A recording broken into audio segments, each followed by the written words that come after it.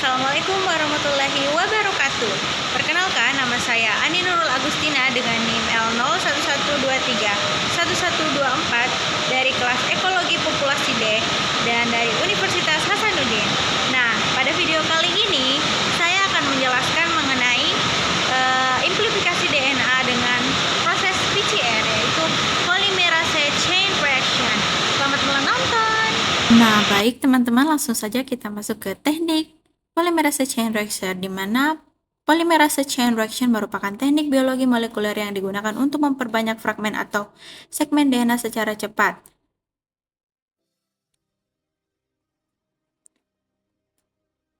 Nah, dalam polymerase chain reaction, adapun alat dan bahan yang digunakan selama prosesnya itu yang pertama adalah sampel itu sendiri, dan DNA dari sampel itu sendiri, dan alat PCR yang biasa kita sebut dengan thermal cycling, dan kemudian ada copies of detected DNA, dan juga ada research atau sumber yang digunakan selama proses PCR itu berlangsung.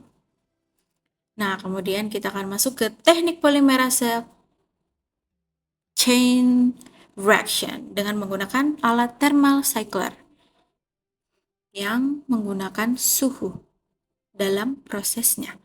Nah, di dalam tabung ini kita sudah mempunyai DNA yang akan dimasukkan ke dalam mesin PCR, yaitu thermal cyclers, dan di dalamnya akan dilakukan proses PCR. Nah, melibatkan nukleotida, polimerase, dan juga ada suhu. Nah, sampel DNA dimasukkan, kemudian mesin ditutup, lalu pada proses pertama berlangsung proses denaturasi. Denaturasi itu ketika proses sampel DNA mengalami pemanasan atau DNA dipanaskan dengan suhu tertentu. Nah, teman-teman bisa lihat proses pertama yaitu denaturation dengan suhu mencapai 95 derajat Celcius di alat thermal cycler ini. Nah, ketika itu terjadi, maka akan terjadi pemanasan yang menyebabkan dua ikatan ini menjadi terpisah menjadi masing-masing satu ikatan tunggal. Nah, kemudian masuklah enzim polimerase dan primers dan nukleotid yang terdiri dari adenin, guanin, timin, dan sitosin. Nah, selanjutnya ada proses annealing. Proses annealing yaitu proses penurunan suhu mencapai 55-65 derajat Celcius dengan menempelkan primer di masing-masing potongan DNA dan bergerak menuju untaian DNA tersebut. Nah, kemudian pada tahap extension yaitu enzim polimerase kemudian mulai membaca DNA sambil menempelkan masing-masing nukleotida di sepanjang untaian DNA-nya masing-masing. Nah, itu tahapan pertama atau siklus pertama. Nah, selanjutnya siklus terjadi secara berulang kembali. Kurang lebih siklusnya itu berlangsung selama 20 sampai 35 siklus.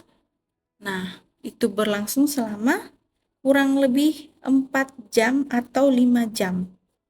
Proses yang sama terulang mulai dari denaturation, annealing, dan extension. Denaturation yaitu proses pemanasan suhu, kemudian annealing yaitu proses penempelan primer, kemudian pada extension yaitu enzim polimerase mulai bergerak membaca template DNA dan membaca urutan basa dan menambahkan nukleotida di masing-masingnya. Nah, ini di siklus ketiga terjadi lagi denaturation, kemudian terjadi lagi annealing, kemudian terjadi lagi extension, begitu terus sehingga meningkatkan jumlah salinan dari target DNA yang ingin diperbanyak.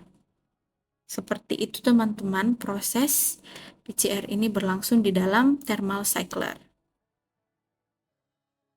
Nah, setelah itu target DNA-nya sudah diperbanyak. Nah, di alat thermal cycler kemudian menjumlah berapa total DNA yang telah diperbanyak. Nah, kemudian setelah itu hasilnya itu akan muncul pada display alat thermal cycler. Display alat thermal cycler ini yang menunjukkan sejumlah besar DNA yang digunakan untuk berbagai analisis yang dibutuhkan. Nah, fragmen DNA yang telah diperbanyak ini dapat digunakan untuk elektroforesis gel, atau sequencing DNA, atau deteksi patogen, analisis forensik, identifikasi spesies, atau berbagai eksperimen biologi molekuler lainnya. Bisa melihat kemampuan dari teknik PCR dengan menggunakan thermal cycler ini yang sangat penting karena mampu menghasilkan DNA yang jumlah besar dari sampel yang sangat sedikit dengan tingkat akurasi yang sangat tepat.